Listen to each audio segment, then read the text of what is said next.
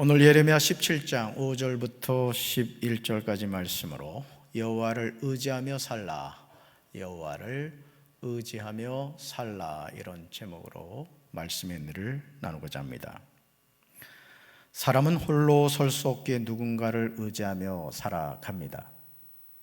앞으로 과학이 발달하면 어떻게 될지 모르지만 우리는 누구나 어머니의 태중에서 10달을 살았습니다. 어머니가 가시는 곳에 나도 갔고 어머니가 드시는 음식의 영양분을 무의도식했습니다. 무려 10달 동안 한 일 없이 놀고 먹다가 세상에 태어나서 그런 걸까요? 아기는 태어나는 순간 하늘이 무너지리라고 울음을 터뜨립니다. 앞으로 어떻게 먹고 살지? 아마 그 걱정 때문인 것 같습니다. 자의적인 해석입니다.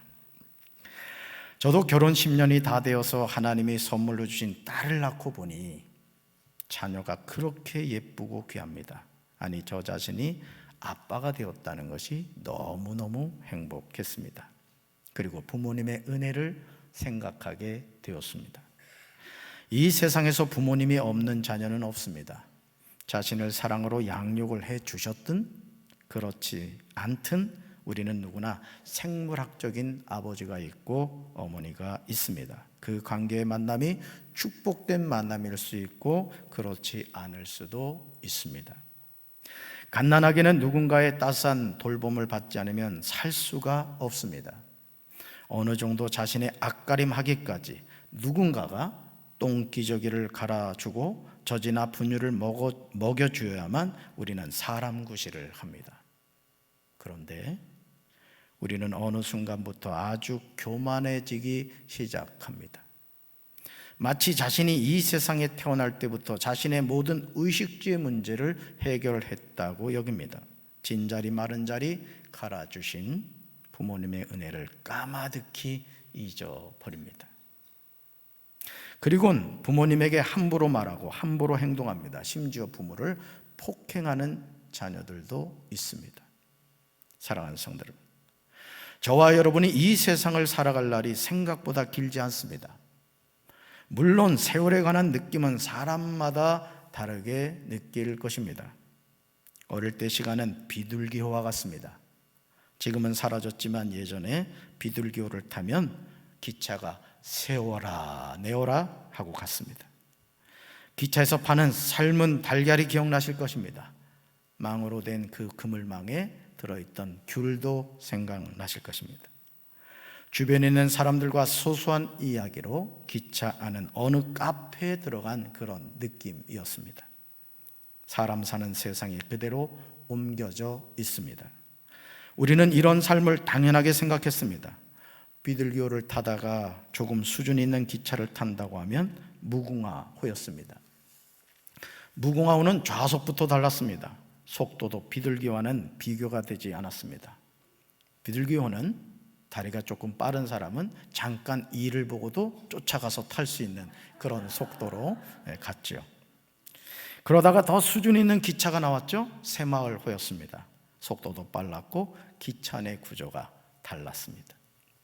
어떻게 보면 인생의 주기가 비둘기호로 시작하여 무궁화호, 새마을호로 가다가 어느 순간 KTX가 됩니다. KTX는 우리나라의 고속철도입니다. 최고 시속이 300km라고 합니다. 1994년 6월 프랑스 떼제베로 차량 도입 계약을 체결하고 2004년 4월 경부선과 호남선을 개통하였습니다. 사랑하는 성도 여러분, 여러분은 지금 어느 기차를 타고 계십니까? 사람은 인생을 2번 살지 못합니다. 우리는 누구나 일생을 살아갑니다. 그럼에도 우리는 2번 살 것처럼 그렇게 분주하고 살아갑니다. 자신이 무엇을 위해서 사는지, 자신이 무엇을 얻고 싶은지, 자신의 삶을 통해서 이루고 싶은 것이 무엇인지 생각할 겨를도 없이 빨리빨리가 일상생활의 패턴이 되어 갑니다. 그러다가 어느 순간 급정거를 하게 됩니다. 그것이 육신의 병일 수도 있고 그것이 사업의 실패일 수도 있습니다. 그것이 직장에서의 퇴직일 수가 있습니다. 그것이 인생에 뜻하지 않는 사고일 수가 있습니다. 스스로 힘으로 멈출 수 없었는데 불강력적으로 멈추게 된 것입니다. 그리고 비로소 자신의 삶을 돌이켜보게 됩니다. 이렇게 사는 것이 아니었는데, 내가 원해서 멈춰선 것이 아닙니다. 주변적인 환경에 의해서 어쩔 수 없이 멈춰서게 됐는데, 그제서야 인생을 이렇게 사는 것이 아니었는데 하고 깨닫게 된다는 것이죠. 사랑하는 성도 여러분, 사람은 누구나 보는 것만을 믿으려고 합니다. 그러나 우리가 사는 세상에는 보이지 않는 것들이 많습니다. 아니, 어떻게 보면 육신의 눈으로 보이는 것보다 보이지 않는 것들이 더 많음을 잊지 말아야 합니다. 우리의 삶은 보이는 것으로 영향을 받는 것 같지만 실제로는 보이지 않는 것이 우리 삶의 기둥이 됩니다. 그렇다면 이제 우리는 어떻게 살아야 할까요? 예레미야 17장 5절에서 하나님은 우리에게 인생에서 명심해야 하는 아주 중요한 사실을 말씀해 주고 있습니다. 하나님이 하시는 말씀이 두렵게 느껴집니다. 그러나 우리는 이 말씀을 바로 듣고 바로 깨달아야 할 줄로 믿습니다. 말씀 같이 봅니다. 여호와께서 이와 같이 말씀하시니라. 무릇 사람을 믿으며 육신으로 그의 힘을 삼고 마음이 여호와에게서 떠난 그 사람은 저주를 받을 것이라. 아멘. 예레미야 17장 5절에서 하나님은 저주를 받는 사람이 누구인가에 관하여 말씀하고 계십니다. 여기서 사람을 가리키는 서로 다른 히브리어 세 개가 등장합니다. 사람을 가리키는 서로 다른 히브리어 세 개가 등장해요. 먼저 무릇 사람을 믿으며에서 사람은 아담인데 일반적인 의미에서의 인간을 뜻합니다. 다음으로 육신으로 그의 힘을 삼고 해서 육신은 바사르인데 하나님의 전능하심과 대조되는 인생의 연약성과 결함을 보여줍니다. 마지막으로 그 사람은 저주를 받을 것이라 해서 사람은 히브리어로 게베르인데 강한 자, 용사 등의 의미를 내포하는 말입니다. 사랑하는 성도 여러분, 저와 여러분이 잘 아는 말 가운데 믿는 도끼에 발등 찍힌다가 있습니다. 이것은 잘 될 거라고 믿고 있던 일이 틀어지거나 믿고 있던 사람이 배신하여 해를 입게 되는 경우를 비유적으로 이르는 말입니다. 이것이 우리의 삶이 아닙니까? 믿었는데, 그렇게 될 줄 알았는데 믿는 도끼에 발등 찍히는 일들이 얼마나 많습니까? 시편 53편 1절에서 다윗은 인도자를 따라 말랏에 맞춘 노래를 하고 있음을 보게 됩니다. 시편 53편은 다윗이 지은 마스길입니다. 마스길이란 교훈이라는 뜻인데 시편에 13편이 있습니다. 다시 말해서 우리에게 교훈해 주고자 한다는 거예요. 그렇다면 다윗이 시편 53편에서 우리에게 교훈하는 핵심이 무엇일까요? 바로 이 말씀입니다. 같이 읽습니다. 어리석은 자는 그의 마음에 이르기를 하나님이 없다 하도다. 그들은 부패하며 가증한 악을 행하며 선을 행하는 자가 없도다. 아멘. 어리석은 사람은 마음속으로 누가 없다고 한다고요? 하나님이 없다고 한다는 거예요. 지금 여러분이 사는 주변을 살펴보시기 바랍니다. 많은 사람이 하나님이 살아계심을 믿지 않아요. 여러분, 강단의 이 꽃꽂이를 한번 보시겠습니까? 우리 김용봉 권사님과 우리 김혜옥 집사님 두 분의 작품이에요. 예쁘죠? 보면은 정성이 들어갔다는 걸 느낍니다. 저는 이런 꽃을 볼 때마다 하나님이 느껴져요. 기분 나쁘신 것 같아요. 하늘을 바라봐도, 금강둔치에 있는 갈대를 바라봐도 하나님이 느껴집니다. 여러분, 이 아름다운 꽃을 보면서 하나님이 느껴지지 않는다는 건 불행한 거예요. 저는 이 시간 이 예배를 드리는 우리 사랑하는 성도 여러분들이 하나님 그분을 느낄 수 있게 되길 주님의 이름으로 축원합니다. 여러분, 하나님이 살아계심을 믿지 않는 불신앙으로 인하여 그들의 행위가 심히 부패해요. 가증한 악을 행합니다. 결국 그들이 하는 일이 무엇인지 하나님은 예레미야 17장 5절에서 세 가지로 말씀하고 계세요.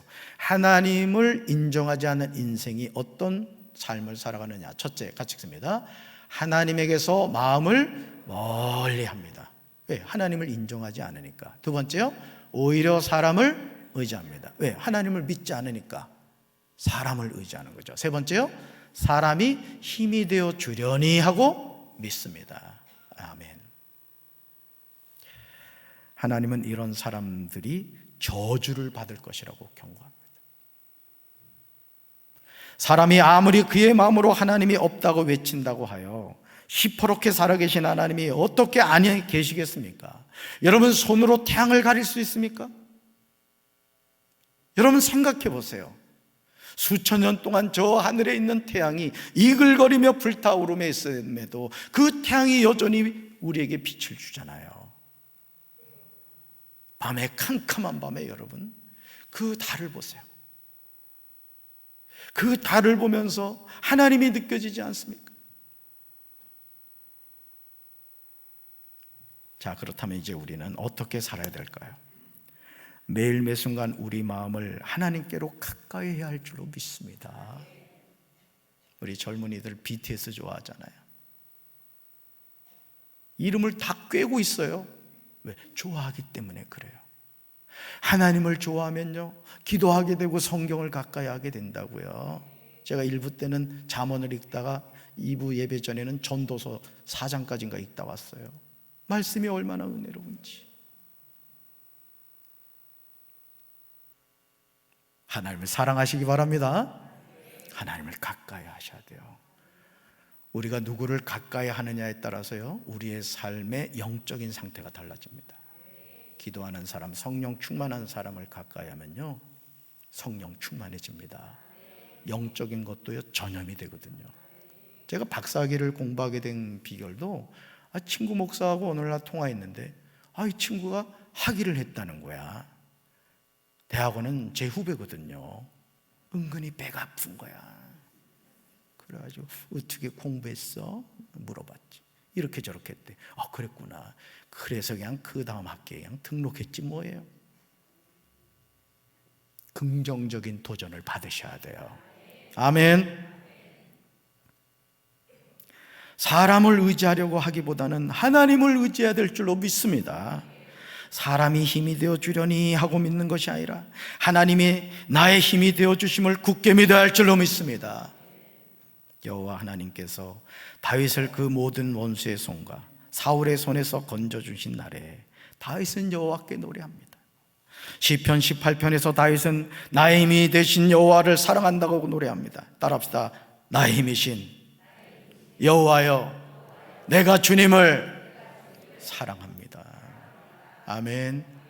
이 고백을 할 때는 조금 떨어야 돼. 막 손주들 바라볼 때 우리 할머니 막 떨리잖아. 막 너무 이뻐가지고 막. 저도 조카들 많이 깨물어 줬습니다. 너무 이뻐가지고, 그죠? 그 전 냄새가 너무, 그죠? 그렇잖아요. 막 깨물어. 애기는 아프다 그랬는데 난 좋은 거예요. 자, 그러면서 시편 18편 2절에서 하나님이 자신의 삶에 어떤 분이신지 놀랍게 고백하고 있어요. 오늘 우리가 하나님을 믿는다고 하면서도 하나님이 어떤 분이신지 고백을 못하는 성도들이 많아요. 내가 누구를 믿고 있고 그 하나님이 어떤 분이신지 모른다고요. 자, 다윗이 뭐라고 고백합니까? 여호와는 나의 반석이십니다. 나의 요새이십니다. 나를 건지시는 이십니다. 나의 하나님이십니다. 내가 그 안에 피할 나의 바위십니다. 나의 방패이십니다. 나의 구원의 뿌리십니다. 나의 산성이십니다. 얼마나 멋진 다윗의 노래고 고백입니까? 저와 여러분의 고백이 될 줄로 믿습니다. 사랑하는 성도들, 사람을 믿으며 육신으로 그의 힘을 삼고 마음이 여호와에게서 떠난 삶이 어떻습니까? 예레미야 17장 6절에서 하나님은 말씀하세요. 하나님을 의지할 인생이 하나님을 의지하지 않고 사람을 의지할 때 이렇게 된다는 거예요. 같이 읽습니다. 그는 사막의 떨기나무 같아서 좋은 일이 오는 것을 보지 못하고 광야 간조한 곳 건건한 땅 사람이 살지 않는 땅에 살리라. 아멘. 사막의 떨기나무를 보셨습니까? 사람을 의지하는 사람은 사막에서 자라는 가시덤불 같아서 좋은 일이 오는 것을 볼 수 없습니다. 그는 소금기가 많아서 사람이 살 수도 없는 땅 메마른 사막에서 살게 됩니다. 이것이 저주가 아니고 무엇이겠습니까? 하박국 2장 14절에서 하나님은 하박국의 질문에 응답하고 계심을 보게 됩니다. 같이 읽습니다. 이는 물이 바다를 덮은 같이 여호와의 영광을 인정하는 것이 세상에 가득함이니라. 아멘. 마치 물이 바다를 덮은 것 같이 여호와의 영광을 아는 지식이 땅에 가득하게 된다고 하나님은 말씀하고 계십니다. 그런데 온 세상에 편만하신 하나님을 인정하지 않고 사람을 믿으며 육신으로 그의 힘을 삼고 마음이 여호와에게서 떠난 사람이 어떻게 복을 받을 수가 있겠습니까? 광야 간조한 곳 건건한 땅, 사람이 살지 않는 땅에 살게 됩니다. 그러나 무릇 여호와를 의지하며 여호와를 의뢰하는 그 사람은 복을 받을 것이라고 말씀합니다. 사랑하는 성도 여러분, 여호와를 믿고 여호와만을 의지하는 사람이 되실 주님의 이름으로 축원합니다. 이 눈에 아무 증거 보이지 않고 이 귀에 아무 소리 들리지 않고 당장 이 손에 잡히는 거 없다 할지라도 하나님은 신실하시니 말씀대로 이루어 가시는 분이니 주여 저는 그 하나님을 믿습니다. 믿음으로 고백하며 나갈 때 내 믿음대로 될지어다 응답해 주실 줄로 믿습니다. 그런 삶을 살아갈 때 우리는 하나님이 주시는 복을 받게 됩니다. 예레미야 17장 8절 내용은 6절에 나오는 저주를 받는 사람과 전혀 다른 모습인 걸 보게 돼요. 오늘 여러분 6절과 8절을 잘 비교해서 집에 가서 밑줄 그으면서 읽어보셔야 돼요. 같이 읽습니다. 그는 물가에 심어진 나무가 그 뿌리를 강변에 뻗치고 더위가 올지라도 두려워하지 아니하며 그 입이 청청하며 가무는 해에도 걱정이 없고 결실이 그치지 아니함 같으리라. 아멘. 예레미야 17장에서 말씀하시는 분이 여호와의 심을 잊지 마시길 바라요.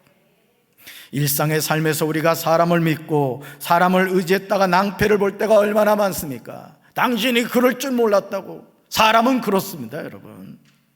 남편도 믿지 마세요. 남편이에요, 내 편 아니에요. 자식도 믿지 마세요. 자식이 보험이 되던 시대는 지났습니다. 우리 부모님들 잘 들으세요. 이제는 자식들 모르게 잘 꿍쳐 놓으셔야 돼. 그리고 입 싹 닦으세요. 없다고, 나 살기도 바쁘다고. 자식들 오면 특별히 통장이나 도장 관리를 잘 하셔야 됩니다. 자식이 보험이 되던 시대가 지났어요. 여러분, 우리나라 노후에 대해서 이렇게 이야기하는 분, 저희 아내가 유튜브 그런 거 들어서 저도 이렇게 보게 되는데, 그분들이 하는 얘기 가운데 하나가 뭐냐면, 지금 이 노령에 계신 우리 어르신들이요, 빈곤에 시달리는 부모들이 너무 많다는 거예요. 그래서 어떤 분이 그런 얘기 하더라고요. 효도 받으려면 절대 유산을 미리 주지 말아라. 죽기 전까지 꼭 붙잡고 있어야, 아 그래? 명절날 바쁘구나. 그래, 둘째는 온다는데 알았다. 이 말 하면은 그냥 되는 거예요. 그냥 되는 거예요.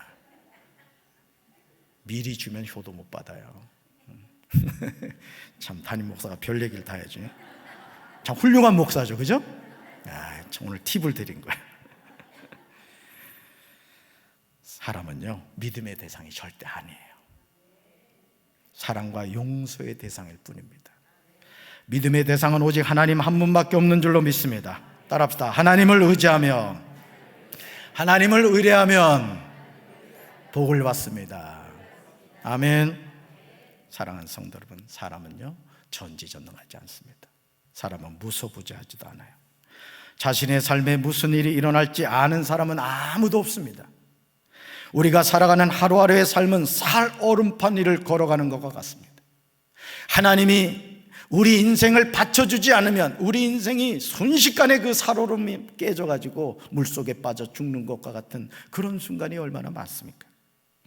그러므로 이제 우리는 여호와를 믿고 여호와만을 의지하는 사람이 되어야 될 줄로 믿습니다.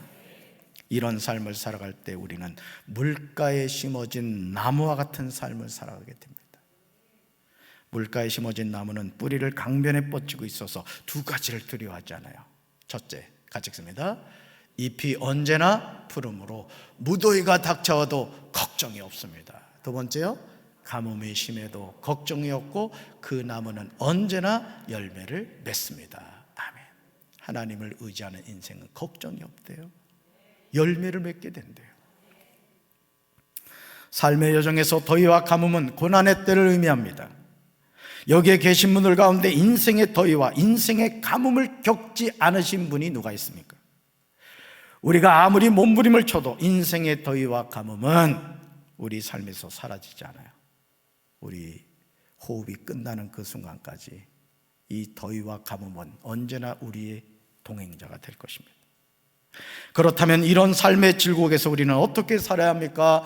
여호와를 의지하고 의뢰하며 살아야 할 줄로 믿습니다. 시편 1편 3절에서도 우리는 복 있는 사람의 삶이 어떤가를 알 수가 있습니다. 같이 읽습니다. 그는 시냇가에 심은 나무가 철을 따라 열매를 맺으며 그 잎사이가 마르지 아니함 같으니 그가 하는 모든 일이 다 형통하리로다. 아멘. 사랑하는 성도 여러분, 시편 1편은 복 있는 사람이 누구인지 제시하고 있습니다. 복 있는 사람은 악인들의 길을 따르지 않습니다. 복 있는 사람은 죄인들의 길에 서지 않습니다. 복 있는 사람은 오만한 자들의 자리에 앉지 않습니다. 오직 여호와의 율법을 즐거워하여 그의 율법을 죄하러 묵상합니다. 이런 삶을 사는 사람은 시냇가에 심은 나무와 같다고 노래하고 있습니다. 저는 우리 사랑하는 성도 여러분들이 시냇가에 심어진 나무처럼 하나님을 가까이 함으로 하나님이 주신 복을 누리며 살게 되길 주님의 이름으로 축원합니다. 악인들의 꾀가 무엇입니까? 죄인들의 길이 무엇입니까? 오만한 자들의 자리가 무엇입니까? 이 사람들은 여호와 하나님을 인정하지 않아요. 하나님이 어디 있어? 내 주먹을 믿지 사람을 믿습니다. 육신으로 그의 힘을 삼습니다. 마음이 여호와에게서 떠나 있어요. 그러니 저주를 받게 되는 거예요. 왜 하나님은 사람을 믿고 힘을 삼는 사람이 저주를 받을 것이라고 할까요? 왜 하나님은 여호와를 의지하며 여호와를 신뢰하는 그 사람이 복을 받을 것이라고 하시는 것일까요? 그 이유가 무엇인지요? 하나님은 예레미야 17장 9절에서 분명히 대답하세요. 왜 우리가 하나님을 의지해야 되는지, 왜 우리가 사람을 믿으려고 해서는 안 되는지 분명히 대답한다고요. 같이 읽습니다. 만물보다 더 거짓되고 아주 썩은 것은 사람의 마음이니 누가 그 속을 알 수 있습니까? 아멘. 하나님은 거짓말하지 않으신 줄로 믿습니다. 그러므로 사람에 관한 하나님의 말씀은 항상 진리예요. 성경 66권에서 하나님은 사람이라는 존재가 어떤 존재인가를 계속해서 말씀하십니다. 네가 어떻게 존재하게 되었는지 아니? 내가 흙으로 너 빚었어. 너 코에 내가 생기를 불어넣어서 너는 생명이 된 거야. 너의 존재 이유는 나의 이름을 찬양하기 위해서 존재하는 거야. 성경은 계속 우리에게 내가 이 세상을 살아가는 이유, 내가 왜 밥을 먹고, 내가 왜 직장 생활하고 사업을 하고, 내가 오늘 이 하루를 왜 살아가는가에 대해서 계속 말씀합니다. 깨달으라. 네가 사는 이유를 알아야 돼. 네 인생의 때가 오늘만 남지 않았구나. 이제 뭐 위해서 살 거야? 짐승처럼 밥만 먹다 살다 죽을 거니? 너 육신의 쾌락만을 위해서 살 거야? 그거 부질없는 거야. 여러분 전도서를 읽어보세요. 이 세상 향락을 다 누렸던 솔로몬이 헛되고 헛되며 헛되고 헛되니 모든 것이 헛되다고 했어요. 우리 인생은요, 하나님 안에서만 삶의 의미와 목적을 깨닫게 되는 줄로 믿습니다. 사람에 관한 하나님의 말씀을 여러분 기억하세요. 하나님은 사람의 마음이 어떤가에 관해서 말씀하십니다. 그런데 그 내용이 너무 충격적입니다. 만물보다 더 거짓되고 아주 썩은 것이 사람의 마음이라고 하십니다. 이 세상에서 인간의 마음보다 더 간사하고 그 깊이를 알 수 없는 것이 없습니다. 인간의 마음은 거짓과 재앙으로 가득 차 있습니다. 누가 사람의 마음을 투시할 수 있겠습니까? 그러나 하나님은 사람의 마음을 아세요. 이걸 아셔야 됩니다. 제 자신도 늘 하나님께 기도하는 게 뭐냐면, 하나님, 저 하나님의 마음에 합한 목사 되기 원합니다. 겸손으로 호리동이길 원합니다. 주님 주신 사명 잘 감당하기 원합니다. 주님 감당할 수 있는 힘과 능력 주세요. 좋은 동역자들 붙여주세요. 이게 늘 제가 눈을 감을 때마다 하나님께 하는 기도예요. 잠자기 전에도 이 기도하고 새벽에 눈을 뜨자마자 이 기도합니다. 여러분도 하나님이 여러분의 도움이 되시길 주님의 이름으로 축원합니다. 하나님은 사람의 속마음을 들여다보고 계십니다. 사람이 아무리 깊은 소원을 품더라도 하나님은 이미 그것을 알고 계세요. 그러니 여러분, 그 하나님이 나의 아버지가 된다는 게 얼마나 좋아요. 얼마나 좋아. 아주 강원도 말로 미치고 팔딱 뛰고 환장할 정도 아니에요? 저만 그런가요? 예수님이 좋은 걸 어떡합니까? 이게 그냥 나온 찬양이 아니야. 그 사람이 성령에 감동받은 거예요. 여러분, 다윗이요, 그 법궤가 들어올 때 너무나 좋아가지고 아랫도리가 다 흘러내렸는데도 그걸 모르고 춤을 추잖아요. 임재 속에 들어간 거예요. 임재 속에. 이런 은혜가 함께 하시길 주님의 이름으로 축원합니다. 사람이 행동한 것에 따라 그대로 갚아주시는 분이 바로 하나님이세요. 여러분, 예수님을 믿는다고 하면서도요, 정직하셔야 됩니다. 여러분, 성실하셔야 돼요. 불의한 물질 탐하지 마세요. 장사를 해도 깨끗하게 하시다. 깨끗해.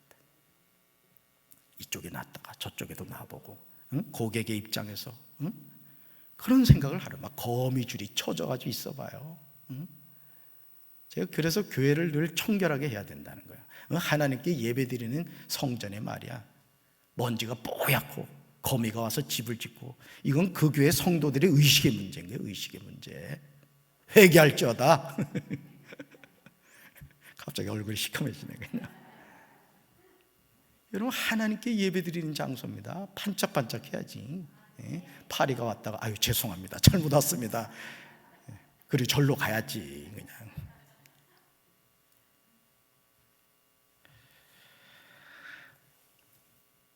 사람의 마음은요, 생각과 행위의 원천입니다.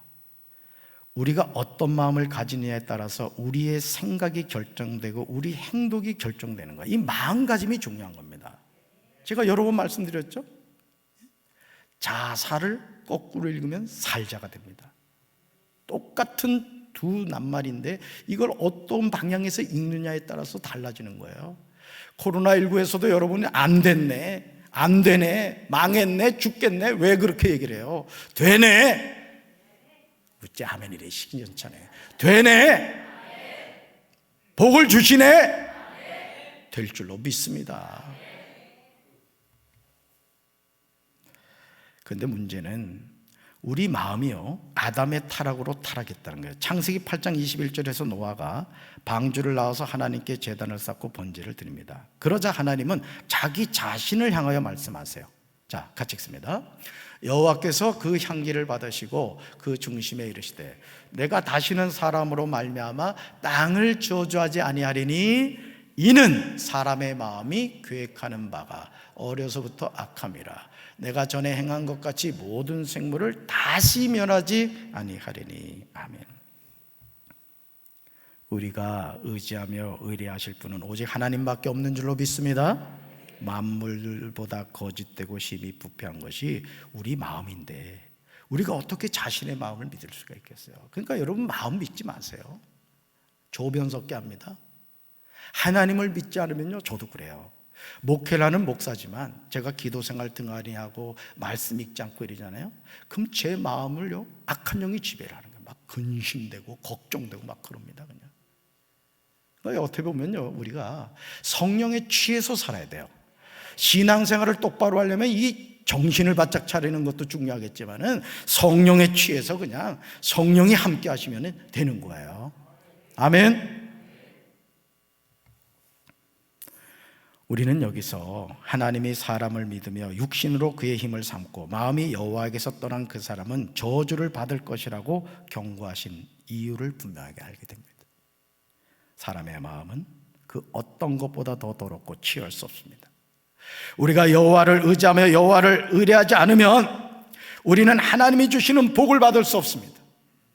하나님은 마음을 살펴보며 생각을 시험해 각 사람을 그의 행동을 따라 그의 행위의 열매를 따라 보상해 주세요.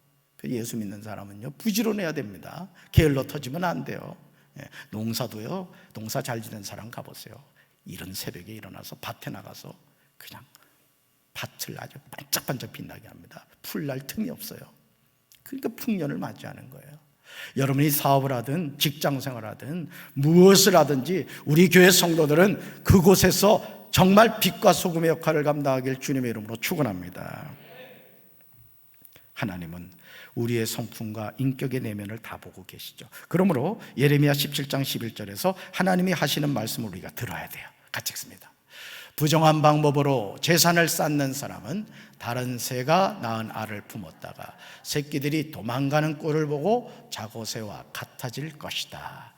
그는 인생의 가장 좋은 시절에 모든 재산을 내주게 되고 말년에는 빈손으로 죽어갈 것이다.